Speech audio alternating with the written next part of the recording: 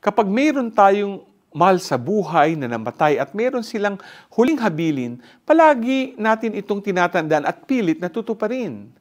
Sinusunod natin ang huling habilin dahil importante sila sa atin, dahil mahal natin. Sa gospel natin ngayon, sinabi ni Jesus, "Whoever loves me will keep my word." Tunay ngang hindi mapaghihiwalay ang pagmamahal at pagtalima o pagsunod. Pero aminin natin o hindi, mahirap sumunod. Kaya naman, idinagdag ni Jesus, "The Advocate, the Holy Spirit, that the Father will send in my name, He will teach you everything and remind you of all that I told you." Hindi pala natin kailangan sundin ang Panginoon ng mag-isa. Ipadadala niya ang Espiritu Santo na magbibigay sa atin ng lakas para maintindihan at masunod ang mga tinuro niya.